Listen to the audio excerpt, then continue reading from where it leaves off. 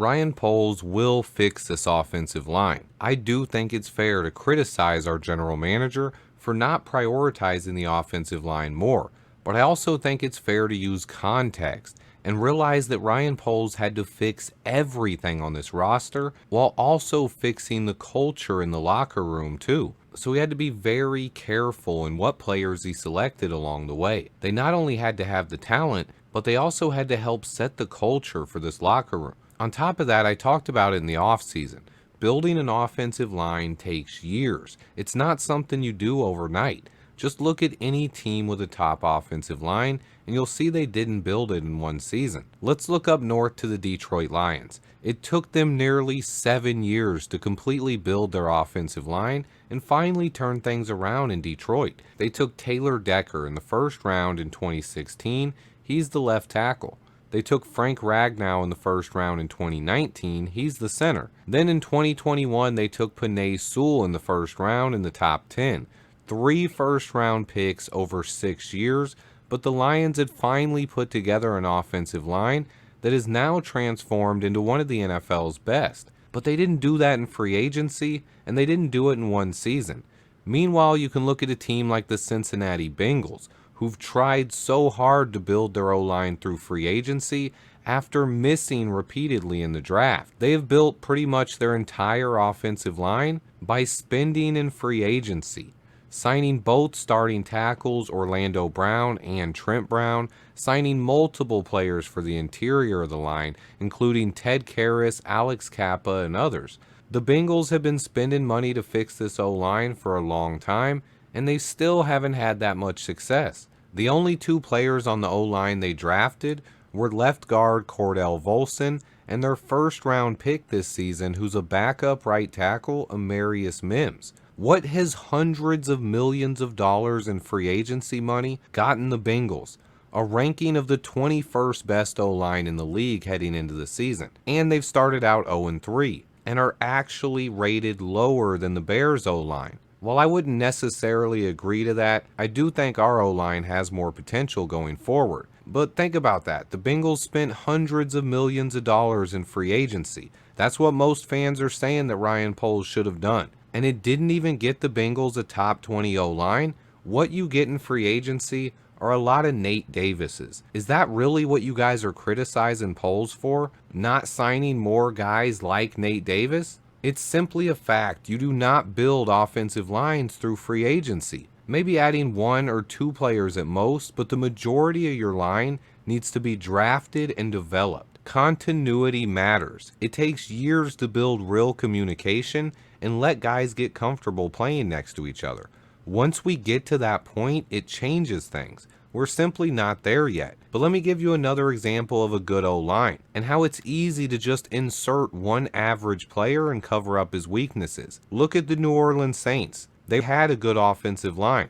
You insert Lucas Patrick into an offensive line that already has 4 players, and suddenly he's one of the highest rated guards in the league. It's not as simple as the Bears coaches suck. It's about 5 guys coming together on an offensive line and playing as a unit. The Lions drafted their offensive line. They had patience and they developed them over years. And now they have the best in the NFL.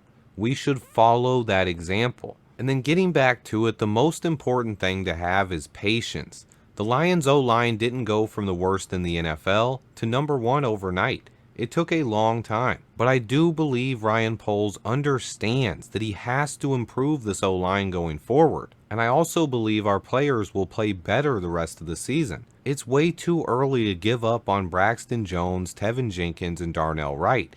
And anyone suggesting otherwise is crazy. And I do believe Ryan Poles will fix this offensive line. And I do believe Ryan Poles will invest heavily in the trenches. He's a former offensive lineman himself, and he's already fixed nearly every position group on this entire roster. So why doesn't anyone have any faith that he can fix the O-line? The biggest question mark right now would be the running back room.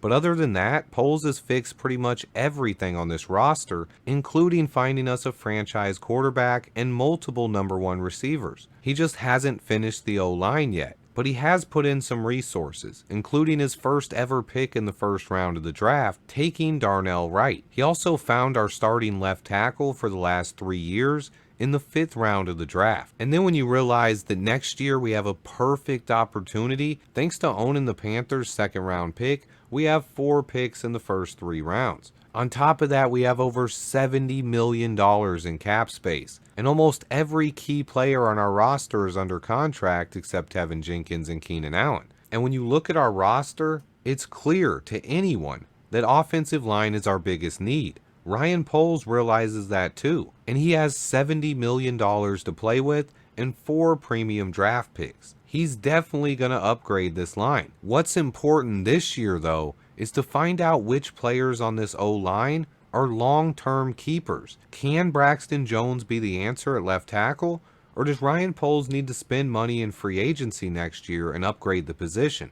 Or potentially draft a tackle in the 1st round again? Is Tevin Jenkins going to be a Bear long term? I think we already know the answer about Nate Davis. But then also, will Karan Amagaji get any reps? But we still have a lot of questions to answer. But next year's offseason is the perfect opportunity for Ryan Poles to finish building this offensive line. One player I'm going to have my eye on, and you're going to hear me talk about a lot, is Chiefs right guard Trey Smith. He was drafted by Ryan Poles, and the Chiefs just re-signed center Creed Humphrey to a 4-year, $72 million deal and spent big money on their tackles. So they might let Trey Smith enter free agency. He would be a prime target to upgrade this offensive line. If he makes it to free agency, he will very well be my number 1 overall target. He's just 25 years old, and he's a Pro Bowl caliber talent that Ryan Poles knows very well. I really like Trey Smith, and he would instantly upgrade this O-line. We could also cut Nate Davis and save $10 million to go with that $70 million we have in cap space as well. But there are also some other guards available as well, such as Nate Herbig, Zach Martin, and Will Hernandez could potentially hit free agency. Then there are some veteran tackles that could be worth looking into as well. Garrett Bowles, Ronnie Stanley, Cam Robinson, and Jedrick Willis. You have Alaric Jackson from the Rams, and Walker Little's another intriguing player. But we might also have a chance to get a good center. The Falcons' Drew Dahlman is a really good player and only 25 years old. He's scheduled to hit free agency, as well as Nick Harris from the Browns, Ryan Kelly from the Colts, and Connor Williams will be a free agent as well. But the draft is also loaded with interior line talent. There's a handful of quality centers I like. I've already talked about those guys. And this guard group looks really special. It's just a really talented group of interior offensive line prospects in the draft, not to mention the tackles that could be moved inside to guard either. But let's step back for a minute and remember how much Ryan Poles has done. When he got here, we had $90+ million in dead cap space and no 1st round pick. He's found us a franchise quarterback and 3 number 1 receivers. We've been deprived of both of those for my entire life. He completely rebuilt our entire defense. He's also completely rebuilt this offensive line, even though it is still a work in progress. But on the defensive side of the ball, we have a brand new defensive line, a brand new linebacker group, and a completely rebuilt secondary. He even upgraded our special teams as well. But basically, Ryan Poles has fixed nearly every position group on this roster. So if you're one of the people trashing him right now and blaming Ryan Poles, let me ask you this question. Considering how much Ryan Poles has done in less than 3 years, why don't you have any confidence that he can fix this O-line? Do you really believe that Ryan Poles, the former offensive lineman, can fix every position group on this roster, but not build an O-line? Is that really what you believe? I think at this point, the hate that Ryan Poles is getting is borderline ridiculous. And I've learned that a lot of people in the media and our fan base really don't understand a rebuild process or how to build an offensive line. Should he have maybe put more resources into the O-line? Yes, you can argue that and criticize him. But to say he's done a bad job or the laughable takes that he should be fired, stop it. Just stop it. He had way more on his plate than just fixing the O-line. He rebuilt the entire roster and had to rebuild the culture in this locker room as well, while also fixing the salary cap. He had an extremely difficult task, and I think he's done a better job than any Bears GM in my lifetime. Let's give this dude some credit and have a little bit of patience. Let me know how you guys feel. Please remember to hit that like button for me. I appreciate everyone who watches. Stay tuned, and until next time, bear down.